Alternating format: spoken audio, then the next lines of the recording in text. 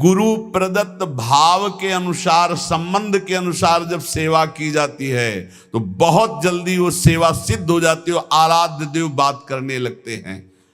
भक्त की हर बात को प्रभु सुन रहे हैं। गोसाई जी ने कहा जाओ सब बहुओं को चूड़ी पहना दो, सुन रही ना श्री जी, इसीलिए चूड़ी पहनने गई।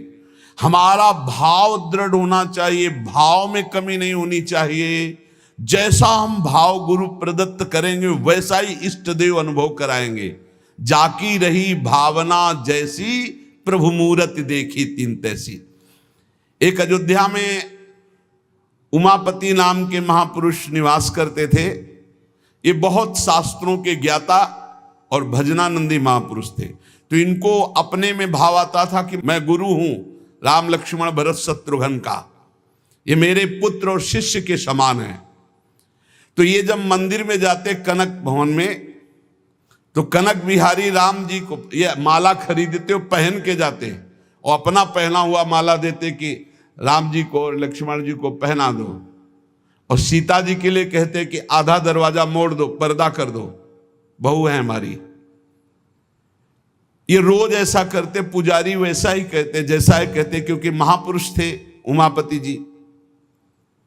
पर वैष्णव जन संत जनों को अच्छा नहीं लगा कि भगवान को अपनी पहनी माला पहनाते हैं।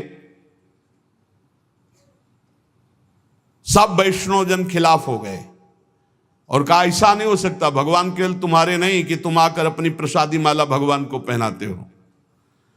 तो उन्होंने कहा यदि आप लोग ऐसा कहते हो तो हमारी बात सुन लीजिए। गुरु के सामने शिष्य कभी अमनिया माला पहन ही नहीं सकता, वो हमारे शिष्य हैं। बोले हम तुम्हारी इन बातों को नहीं मानते भावुकता की, लेकिन कल से आप ठाकुर जी को अपनी प्रसादी माला नहीं पहनाएंगे। वो अमनिया माला लेके आए 10 और कहा लो पहनाओ। तो जो राम जी के गले में डालते टूट के गिर जाती, लक्ष्मण जी के गले में डालते टूट के गिर जाती। 10 माला पहना दी, वो सब टूट के गिर गई। सब संत और वैष्णव खड़े देख, बोले देखा ये भला अमनिया पहन सकते हैं जब मैं इनका गुरु हूं। वशिष्ठ भाव से वो रहते। फिर उन्होंने माला मंगवाई और सामने माला पहनी और जे ही दी कि लो पहनाओ, वो माला टूटी रही, वो माला धारण हो गई।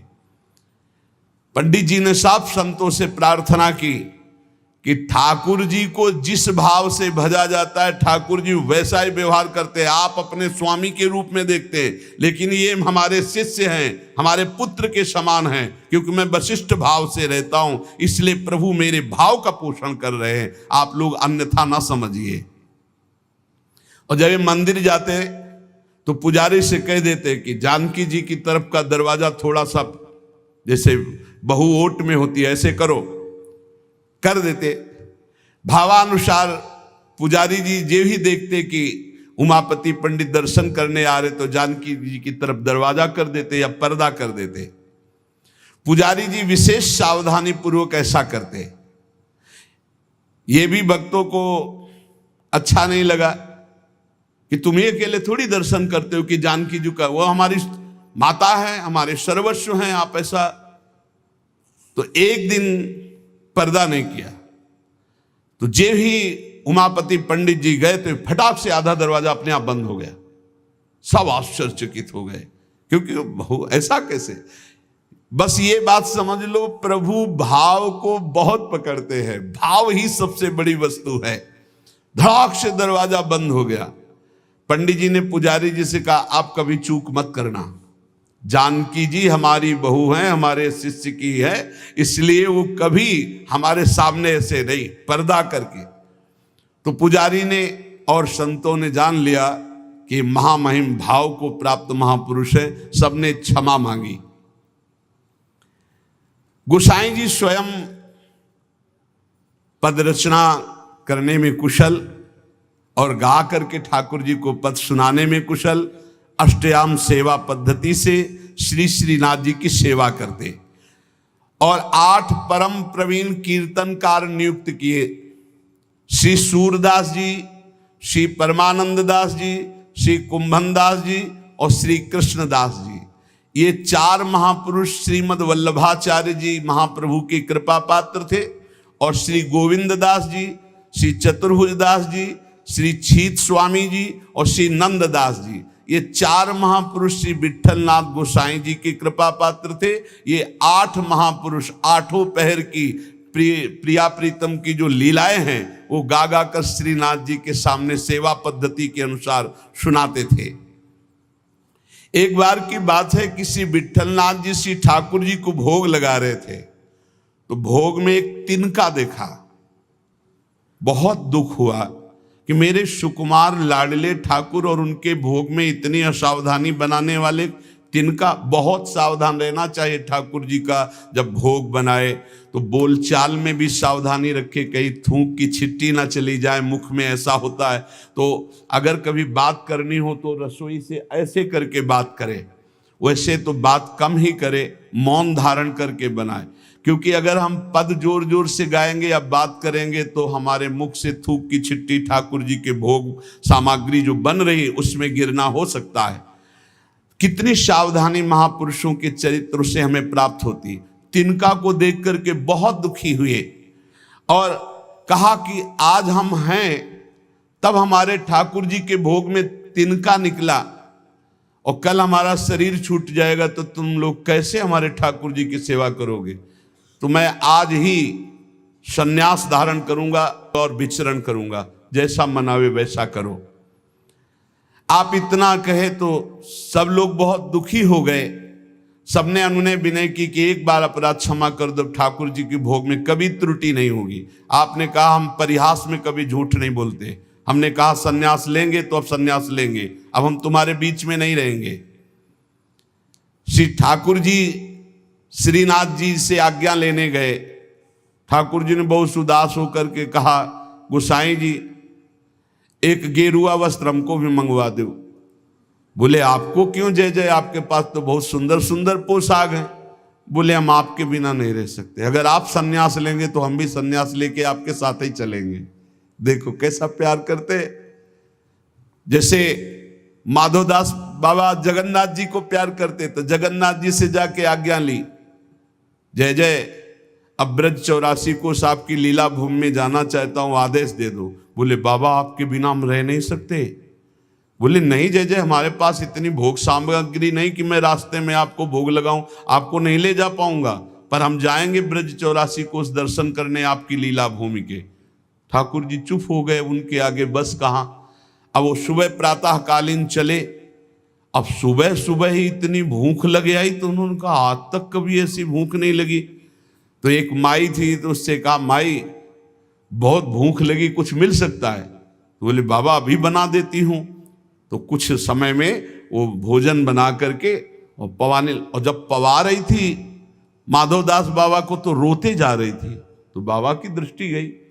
बाबा ने कहा माई रो क्यों रही हो। बोले इतना सुंदर सुकुमार लाडला बालक तुम्हारे जैसे बाबा जी के साथ कैसे आ गया, इसकी माँ कैसे रहती होगी। तो उन्होंने भागवतिक दृष्टि से देखा तो थाल में बैठे जगन्नाथ जी पा रहे थे। बोले इसीलिए भूख लग रही थी, हमें पता क्या कि तुम्हें भूख लग रही, तुम क्यों साथ। बोले बाबा मैं नहीं रह पाऊंगा आपके। ये जरा प्यार देखो ठाकुर जी का, कह रहे बाबा मैं नहीं रह पाऊंगा। ऐसे ही श्रीनाथ जी गोसाई जी से कह रहे कि एक गेरुआ वस्त्र हमको भी मंगा दो, अगर आप सन्यास लोगे तो हम भी सन्यास ले लेंगे। गोसाई जी आपके बिना हम नहीं रह सकते। गोसाई जी ने गले से लगा लिया। तो कहा गले से लगा लिया तो मेरी बात मानो, अब तुम्हें सन्यास नहीं लेना। बोले जैसी आपकी आज्ञा। बोले सेवा में त्रुटि अगर हो रही तो मुझे दुख नहीं तो तुम्हें दुख क्यों हो रहा है। तो बोले तुम्हें दुख हो या ना हो, आप मेरे पुत्र हो, मेरे को दुख होता है कि मेरे लालन के भोग में तिनका कैसे आ गया। भाव समझिए। श्री विट्ठलनाथ गोसाई जी स्वयं सेवा में सावधानी पूर्वक, पर कभी कभी अगर त्रुटि हो जाए सेवा में तो बहुत ही असंतुष्ट हो। ये ध्यान रखने का विषय है कि हम केवल विग्रह की पूजा नहीं कर रहे, साक्षात श्यामा श्याम विराजमान है, साक्षात श्री जी विराजमान। हम जल पिवाएं तो उसी भाव से, भोग लगावें तो उसी भाव से, पोशाक पहरावें तो उसी भाव से। श्री गोस्वामी जी शयन करते थे गोकुल में आकर, और नित्य प्रति श्री श्रीनाथ जी की सेवा में आते। यहाँ जतिपुरा गोवर्धन में श्रीनाथ जी विराजमान थे, तो आप घोड़े पे चढ़ करके आते थे। यदि कहीं आने में कुछ विलंब हो जाए तो अन्य सेवा चाहे कोई कर ले, पर आरती आप ही रोज करते थे, आरती सेवा आप ही करते थे। आज भी बल्लभ कुल में नियम चला आ रहा है कि और ठाकुर सेवा तो सब मिलके करेंगे, लेकिन आरती गोस्वामी वंशज ही करेंगे। श्री ठाकुर जी की अक्षुण्ण सेवा गोस्वामी जी अपने बालक के समान मानकर करते। जो भगवन्निष्ठ सदाचारी पुरुष होते हैं तो उनका प्रभाव सबके ऊपर पड़ता है। उस समय भक्ति का वातावरण एक बन चुका था, जिसको देखो सब भगवान की भक्ति में निमग्न। जो श्री विट्ठलनाथ जी थे, ये श्रीमद वल्लभाचार्य जी के द्वितीय सुपुत्र हैं। आपका जन्म प्रादुर्भाव विक्रम 1572 में काशी के निकट चुनारगढ़ में हुआ। श्री आचार्य महाप्रभु वल्लभाचार्य जी ने प्रयाग में अड़ैल में आकर आपका जन्मोत्सव मनाया। बड़े शुभ संस्कार बचपन से ही। आचार्य महाप्रभु जी के निरीक्षण में आपने समस्त शास्त्रों का सम्यक अध्ययन किया और गृहस्थाश्रम में प्रविष्ट हुए।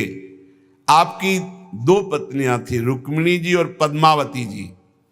श्रीमद वल्लभाचार्य महाप्रभु जी के गोलोक गमन के अनंतर उनके ज्येष्ठ पुत्र श्री गोपीनाथ जी, ये द्वितीय पुत्र से श्री विट्ठलनाथ जी, गोपीनाथ जी आचार्य गद्दी पर बैठे, परंतु थोड़े ही समय में वो गोलोकवासी हो गए। और गोपीनाथ जी के जो पुत्र थे श्री पुरुषोत्तम जी, वो अभी बाल्यावस्था को थे, तो विट्ठलनाथ जी को ही सारा कार्यभार संभालने को मिला आचार्य गद्दी का। ठाकुर जी की सेवा, ठाकुर जी का सब ऐश्वर्य श्री विट्ठलनाथ जी संभाले। श्री विट्ठलनाथ जी संभाले तो, पर कृष्णदास जी ये वल्लभाचार्य जी के शिष्य और ये संपूर्ण सेवा सामग्री के अधिकारी थे। यहां एक बहुत सूक्ष्म विषय निकल के आता है कि कभी गुरु और गुरु वंशज के प्रति थोड़ा भी हे भाव न कर ले, नहीं तो दुर्गति पक्की है, चाहे जितना बड़ा उपासक हो। कृष्णदास जी बहुत बड़े महापुरुष हैं, पूरे श्रीनाथ जी की सेवा के अधिकारी हैं, अधिकारी पदवी नहीं की है।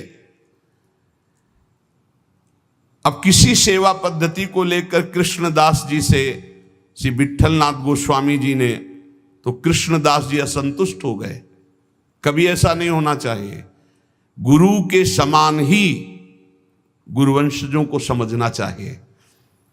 जैसे हमारे गुरुवंश के अगर बच्चा भी आ जाए तो हम उसके झुककर चरण छुएंगे, उसको गुरु के समान आसन पर बैठा लेंगे और नीचे उतरकर हम बैठेंगे।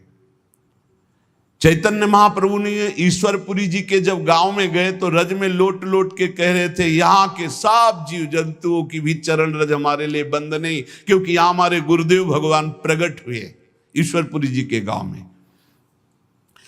यहां त्रुटि हो रही है कृष्णदास जी से। कृष्णदास जी ने क्या किया कि जो गोपीनाथ जी गोलोक गमन हो गया था, तो उनकी पत्नी और उनके पुत्र पुरुषोत्तम जी अभी छोटे थे, उनसे बात की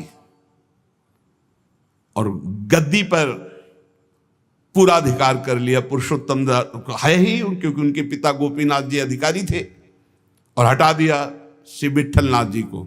और हटा ही नहीं दिया, पूरी सेवा से हटा दिया कृष्णदास अधिकारी जी ने।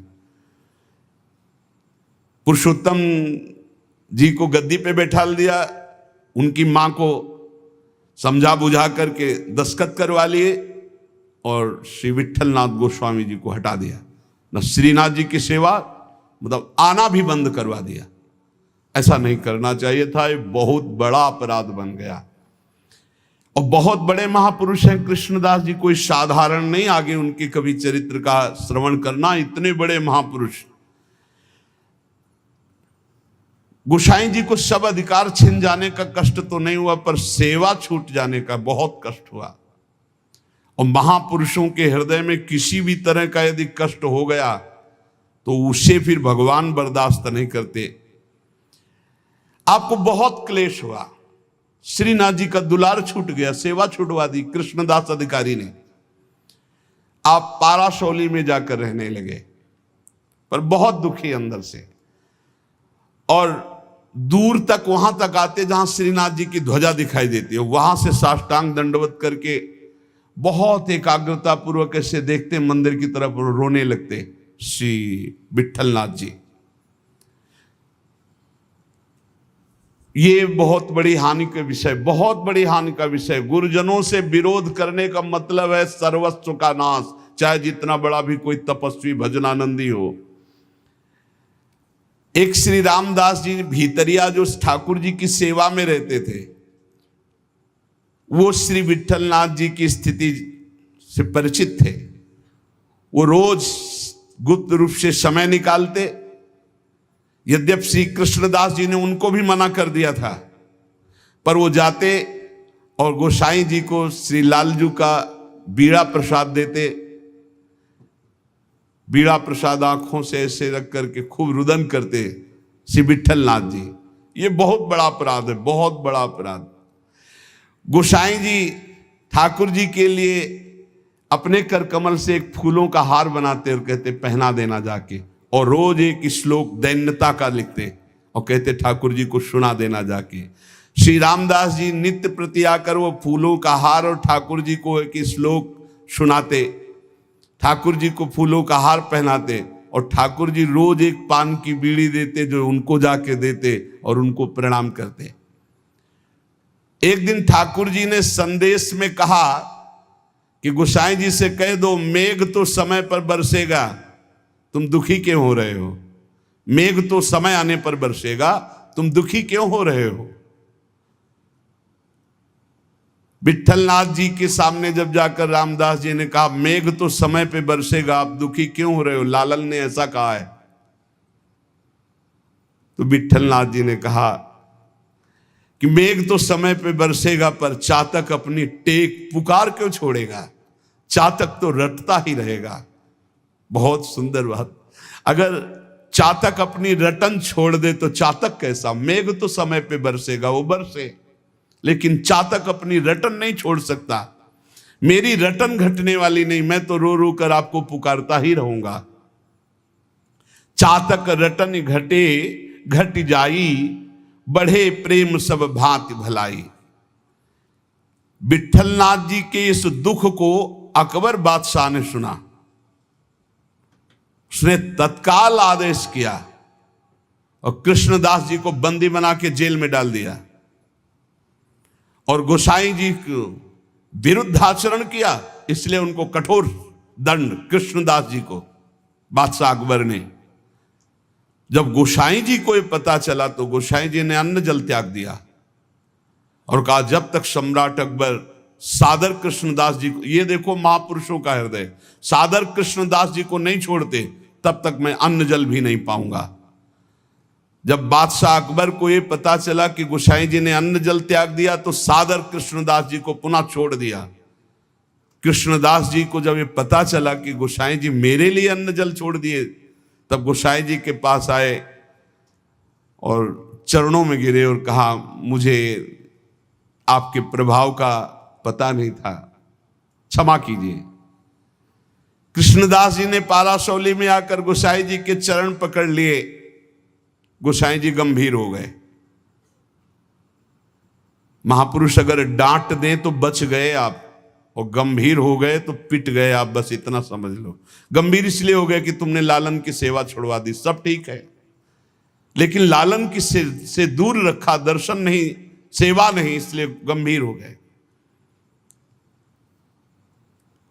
विट्ठलनाथ गोसाई जी को पूर्व सेवाधिकार प्राप्त हो गया। श्री कृष्णदास जी का अंतिम लीला जानते हो कैसे हुई? कुआं में पैर फिसल गया और गिर के मरे और प्रेत बने, इसी अपराध के कारण। बहुत सावधान, इतने बड़े महापुरुष हैं, उनका चरित्र है कृष्णदास जी का, बहुत बड़े महापुरुष हैं, लेकिन अपने गुरु से अपराध बन गया। गुरुवंश गुरु स्वरूप ही है। अपराध बन गया तो प्रेत योनि को, पैर फिसल गया, कुएं में गिरे और उनके प्रेत योनि को प्राप्त हुए। बहुत सावधानी की जरूरत है कि कहीं ऐसे अपराध, नहीं तो चाहे जितना भजन हो, वो भजन बाद में तो कल्याण करेगा लेकिन बीच में छूट जाएगा और बीच में हमारी दुर्गति हो जाए। अंतिम तो मंगल ही होगा, क्योंकि भगवान का जन कवि नामे भक्ता प्रणश्यति। जब ये प्रेत बन गए थे तब भी उद्धार गोस्वामी विट्ठल नाथ जी के द्वारा ही इनका हुआ। अकबर क्यों कृपालु था, क्यों श्रद्धा करता था विट्ठल नाथ जी गोस्वामी के ऊपर। एक बार श्री यमुना जी में स्तोत्र का गायन का, कंचन वर्ण तेज चमकता हुआ विट्ठल नाथ गोस्वामी जी का, तो अभी स्नान करके यमुना जी की आराधना कर रहे थे, तो उधर नौका में जल विहार करते हुए इसकी बादशाह की कोई हिंदू बेगम होगी, तो वो दूर से देखा कि तेजस्वी तो भगवान के समान है। नौका समीप ले गई, उतर कर चरणों में वंदन किया। विट्ठलनाथ गोस्वामी जी को देखकर उसे पक्का लगा कि ये जो आशीर्वाद दे देंगे तो पक्का। तो उन्होंने कहा कि आपसे मैं एक ही आशीर्वाद चाहती हूं कि मेरे बादशाह मेरे अनुकूल रहें। हर पत्नी यही चाहती है। आप कृपा करके कोई ऐसा जंतुर बांध दीजिए, कोई मंत्र बता दीजिए, कोई उपाय बता दीजिए कि बादशाह सलामत हमारे बस में रहें, हमारे अधीन रहे।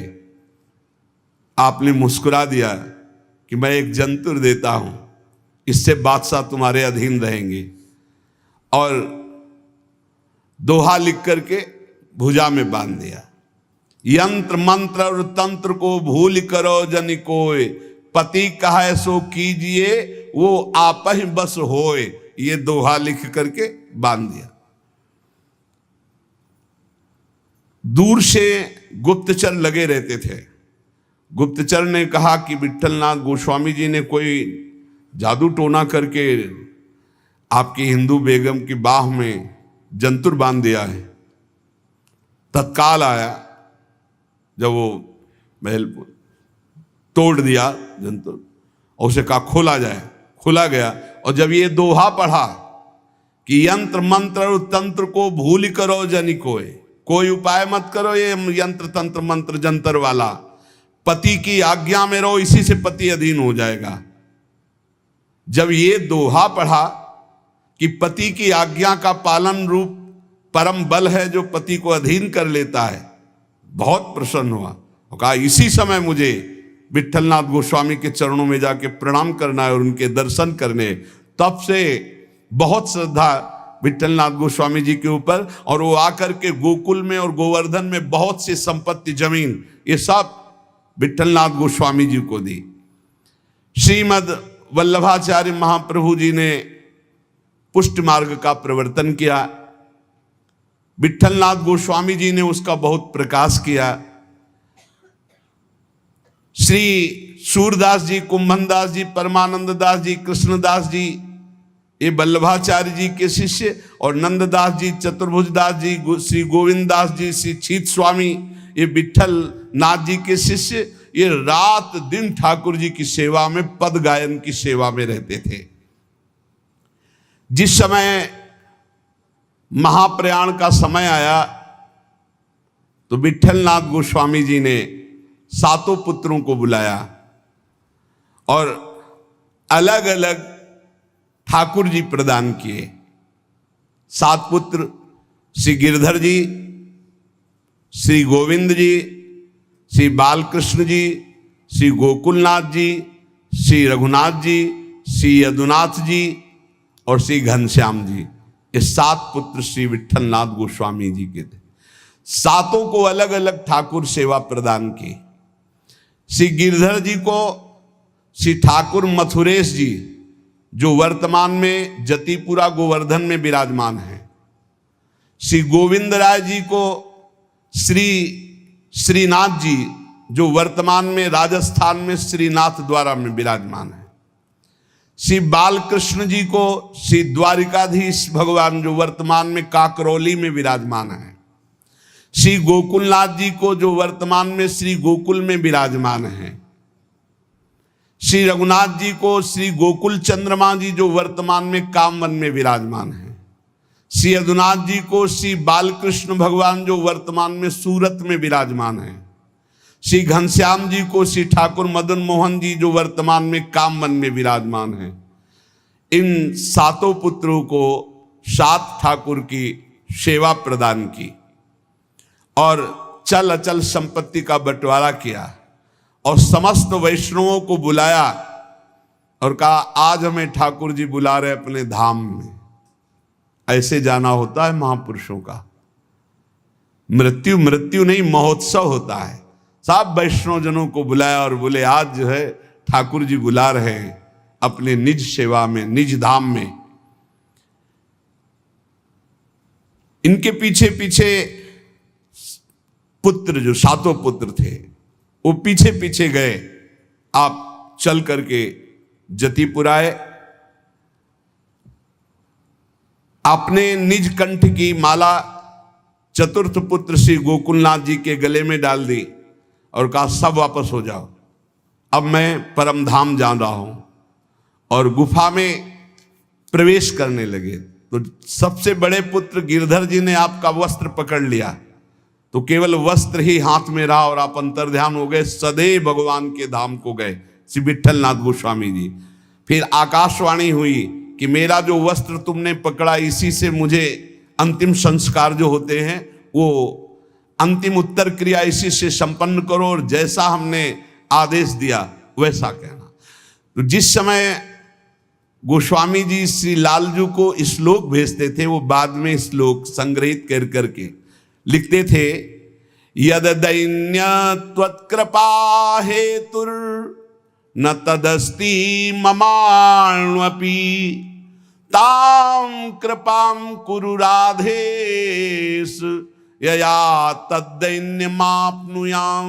हे राधापति, जिस दैन्यता से आप कृपा करते हैं रिझते वो दैन्यता तो मेरे में है नहीं, अणुमात्र भी नहीं है। अब तो आप अपनी तरफ से कृपा करें और मुझे वो दैन्यता प्रदान करें जिससे आप रीझते हैं। दूसरा श्लोक, सर्वसाधम शून्योहम सर्वसामर्थ्यवान भवान श्री गोकुल प्राणनाथ न त्याज्यो हम कदापि वै। हे गोकुल के नाथ स्वामी, मैं सर्वथा सर्वसाधनहीन हूं।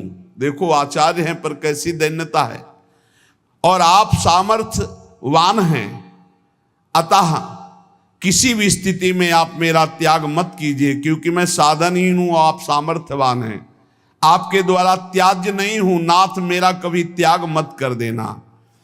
यदि तुष्टो शिरुष्टो वा त्वमेव शरणं मम मारणे धारणे वापि दीनानां न प्रभुर्गति। प्रभु आप चाहे मुझ पर संतुष्ट हो या नाराज हो, मेरे लिए तो आप एकमात्र ही सहारा हैं। अब आप चाहे नाराज रहो चाहे प्रसन्न रहो, हम दीनों को मारो या तारो, अब आपके सिवा कोई नहीं। आपको हमारा भार वहन करना ही पड़ेगा नाथ, आपको हमारा पोषण करना ही पड़ेगा जबरदस्ती, आपको अंगीकार करना ही पड़ेगा, क्योंकि आपके सिवा हमारा कोई नहीं है। ऐसे दैन्य भाव से जब कोई भाव संबंध से प्रभु से जुड़ जाता है तो इसी जन्म में देखो हम प्रभु को अपना स्वामी मानते हैं, हम प्रभु को अपना सखा मानते हैं, हम प्रभु को अपना प्रीतम मानते हैं। ये भाव तब तक साधन भाव माना जाएगा जब तक प्रभु आपका भाव स्वीकार नहीं कर लेते। निहाल तभी उपासक होता है जब वो आके कह देते तू मेरी, जो भाव किया तू मेरा सखा, तू मेरी दासी, तू मेरी सहचरी, जब वो स्वीकार कर लेते हैं तब मोहर लग गई, पक्का हो गया। एक ये सिद्धांत। और दूसरा, जब गुरु स्वीकार कर लेते हैं तो इष्ट की स्वीकृति अपने आप हो जाती है। इष्ट और गुरु में भेद नहीं होता, गुरु गोविंद ने भेद कराई। जब गुरुदेव स्वीकार कर दिए कि तू प्रियाजू का, तो गुरुदेव ने जो कह दिया वो प्रियाजू भी नहीं काट सकती है। इसलिए हमें अपने भाव संबंध में दृढ़ रहना चाहिए और भाव के द्वारा ही हमारा व्यवहार होना चाहिए। जैसा हमारा इष्ट से व्यवहार है ठीक वैसा ही भाव हमारा होना चाहिए, जैसा भाव है वैसा इष्ट से व्यवहार होना चाहिए। इसी जन्म में आपको उत्तर मिल जाएगा कि श्री जी ने आपको स्वीकार कर लिया है।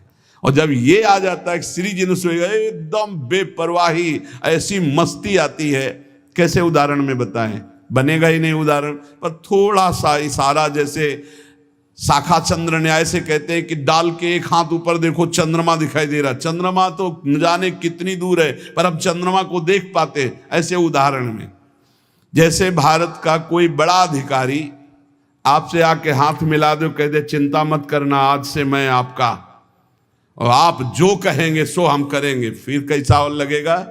वो दोबारा कभी फोन करे या ना मिले, लेकिन आप छाती चौड़ी करके घूमेंगे।